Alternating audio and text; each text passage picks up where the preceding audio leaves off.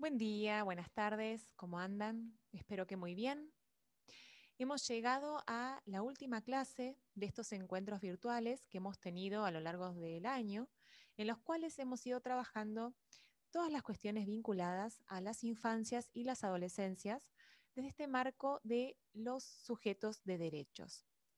Espero que hayan podido realizar un buen recorrido por los diferentes textos, las diferentes clases que he ido grabando, que hayan podido encontrarle también la riqueza a los trabajos y finalmente poder lograr una integración de todos los contenidos, los bloques, las unidades pensadas para esta materia. Hoy nos vamos a despedir con una clase destinada a pensar en los equipos de orientación escolar presentes en las escuelas, en los jardines, que tienen diferentes funciones.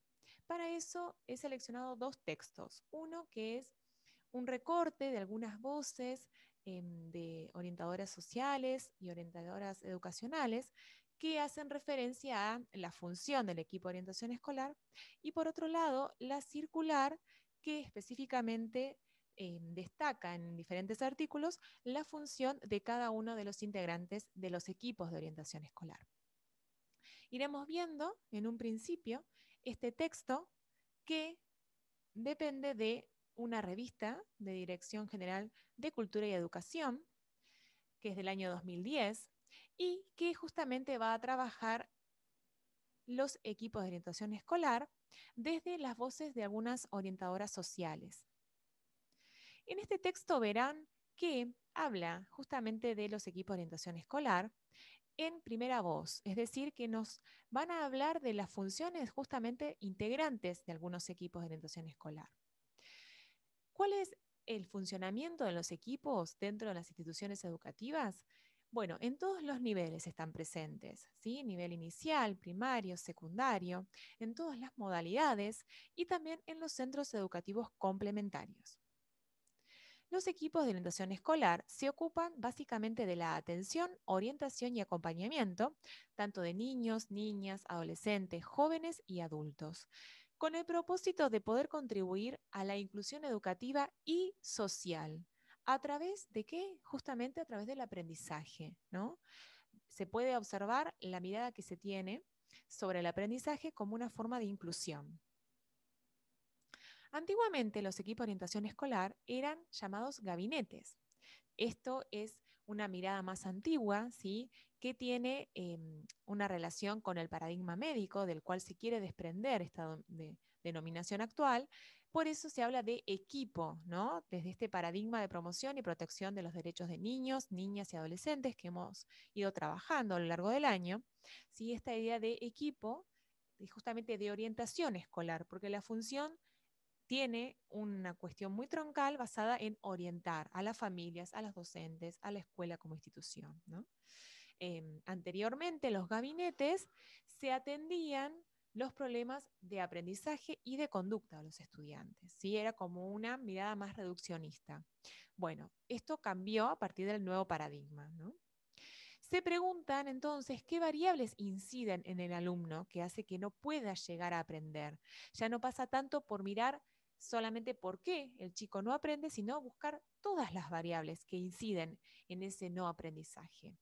Entonces, en esto se observa la estrategia didáctica, los contenidos, la selección que hace la institución de lo que se propone al estudiante, el contexto social y también la familia, ¿no?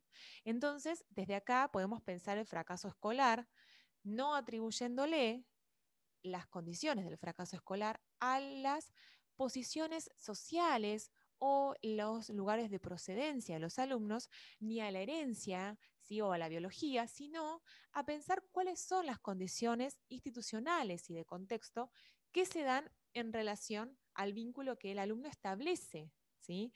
Con el docente, con la institución, ¿sí?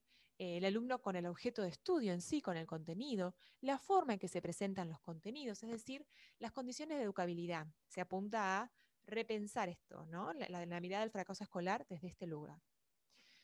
Los proyectos de los equipos de orientación escolar tienen tres situaciones escolares puntuales sobre los cuales se van a anclar.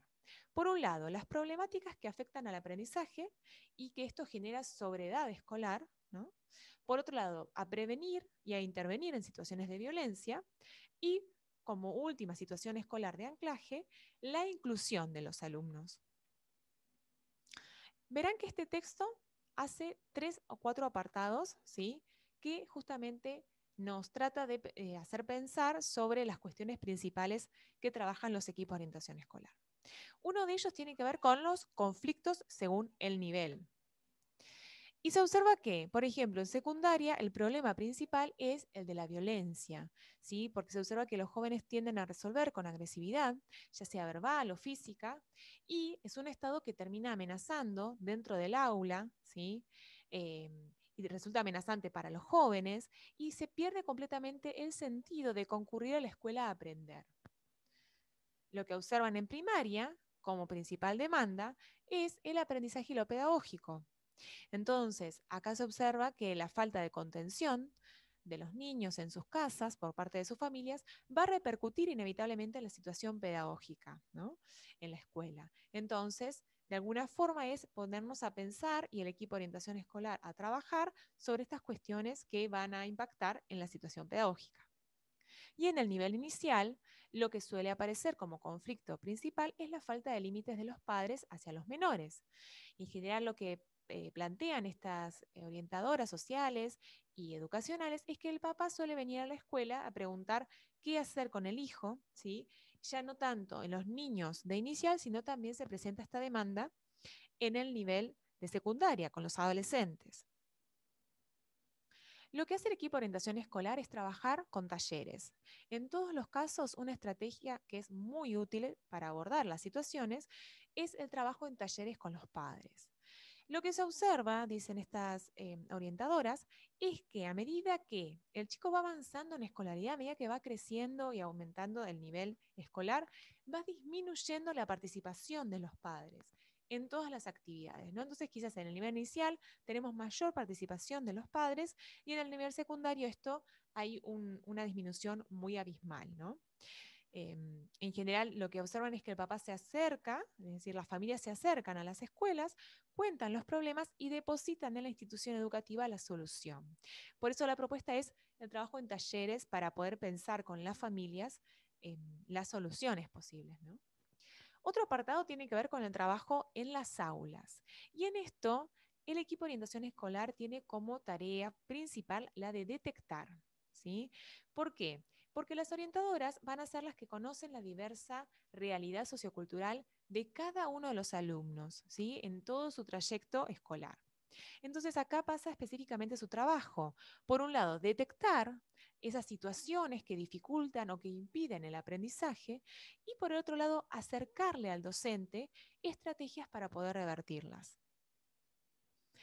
Es fundamental el trabajo en equipo, ¿sí? Con los docentes. ¿Por qué? Porque muchas veces el docente no conoce la realidad en la que está el alumno, entonces la tarea del equipo de orientación escolar es acercarle esta realidad para poder hacer una conciliación entre la tarea docente y la tarea de las familias y la tarea del equipo de orientación escolar. Entonces, lo que ellas reflejan es que la maestra nos dice qué percibe del chico y nosotros, como equipo, le contamos qué le está pasando a nivel social, familiar, y desde ahí pensar una estrategia conjunta, poder ayudarlo. Entonces, los equipos de orientación escolar tienen que tener este lugar de aliados que ayuden a los docentes a allanar el camino y a poder hacer más fructífera la tarea de enseñar. Entonces, los vínculos, los acuerdos, tienen que lograr formarse o realizarse en el nivel docente-alumno, ¿no? Entonces, hay que lograr que el alumno pueda revertir algunas cuestiones, aceptar la tarea docente, la propuesta del docente, y que el docente pueda entrar en el mundo del alumno, conocer más de cerca su realidad. También hablan de los límites del trabajo. Bueno, los límites tienen que ver con que no es tan sencillo esto de cambiar la realidad, que muchas veces lo que manifiestan los docentes es su deseo de querer cambiar la realidad familiar. Pero lo que dice el equipo de orientación escolar es que esto no es una tarea de nosotros, no es nuestro deber cambiarla, porque es un proceso de la familia, que solo puede hacerlo la familia, dentro de sus posibilidades. Entonces, uno puede colaborar, puede trabajar en empoderar a esa familia, en darle herramientas, en hacerle ver situaciones de otra forma, en brindarle algunas alternativas para acompañar a ese niño, a esa niña, pero no es tarea del docente ni del equipo cambiar la realidad familiar. Bueno, entonces plantean que todos juntos tenemos que trabajar para que los chicos puedan aprender. En muchas familias el nivel de conflicto es muy alto. Esto interfiere inevitablemente en el desarrollo del aprendizaje en el aula, como hemos visto, por ejemplo, en las marcas de la violencia. Familias muy violentas o niños o niñas o adolescentes que viven en contextos de mucha violencia, bueno, va a tener una interferencia inevitable en su aprendizaje.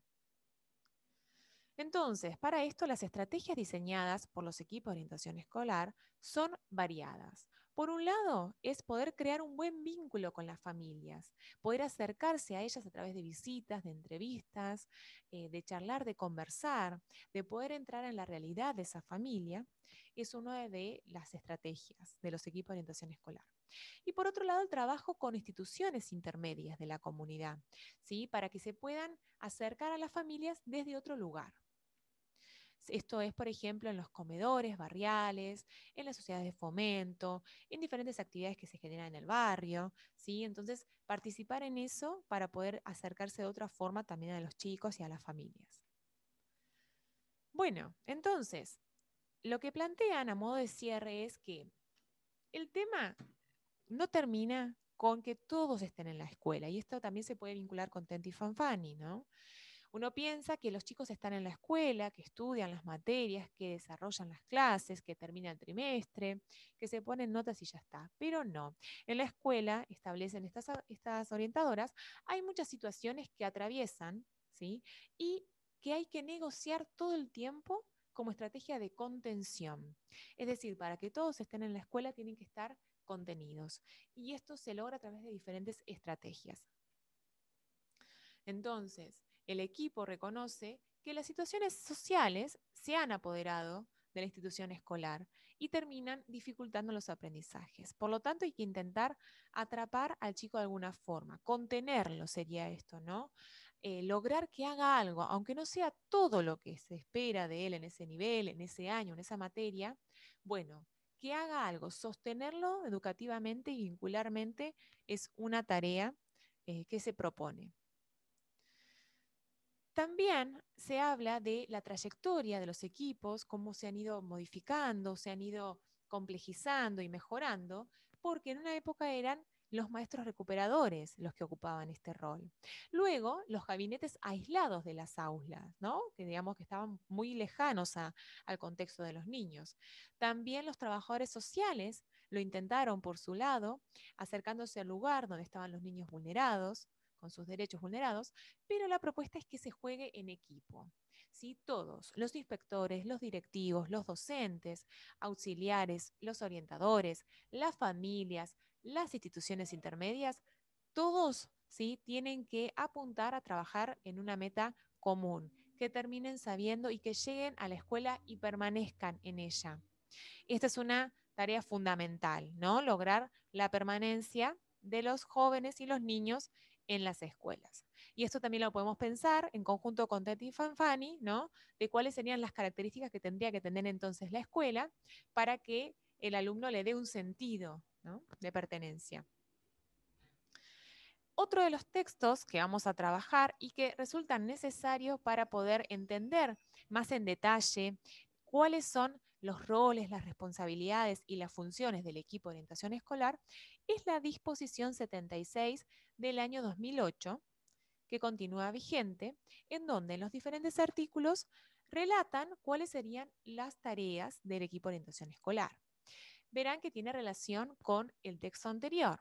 ¿Sí? Por ejemplo, en el artículo 2 hace referencia a la responsabilidad de la atención, orientación y acompañamiento de los niños, niñas y adolescentes, buscando contribuir a la inclusión educativa y también social, siempre de la mano del aprendizaje. Por otro lado, el artículo 3 establece que las intervenciones del equipo deben ser de forma interdisciplinaria, interinstitucional e intersectorial. Esto apunta a un trabajo en red con los centros de salud, ¿sí? Con los CAPS, con otras escuelas, con la sociedad de fomento, con los diferentes dispositivos barriales, bueno, buscando justamente que se puedan promover y defender los derechos de los niños, las niñas y los adolescentes. El artículo 4 hace referencia al diagnóstico participativo que realiza el equipo de orientación escolar de la situación desde una mirada amplia, social, educativa y comunitaria. Esto es un diagnóstico que se hace siempre, todos los años, para desde allí poder realizar una planificación anual, es decir, qué tareas van a llevar a cabo esos equipos de orientación escolar en esa escuela frente a las situaciones que se desprenden de ese diagnóstico, ¿no? Entonces, se respeta desde este lugar lo que debe hacer cada uno de su rol, las características de la institución, ¿sí? Las características del nivel y de la modalidad en la cual está inserta la institución, y desde ahí se establecen los propósitos de la intervención. El artículo 5 establece que corresponde a los equipos de orientación escolar realizar intervenciones individuales, grupales, institucionales y comunitarias con el fin de mejorar la trayectoria escolar.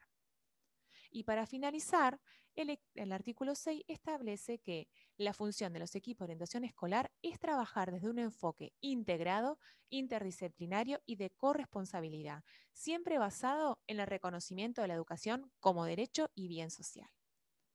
Entonces, la tarea es proveer e indicar a los adultos responsables de los alumnos información y orientación. Entonces, verán que después hay unos artículos donde establece qué corresponde a todos los integrantes de los equipos, viendo los roles de los integrantes de los EOE, el orientador educacional, orientador del aprendizaje, orientador social, fonoaudiólogo y doctor. Esto es lo que trabajarán específicamente en esta actividad. Y con este baile me despido y les digo que tengan un buen fin de cursada, que puedan llevar adelante las actividades planteadas y que les resulte interesante para su tarea docente. Que tengan un muy buen fin de año.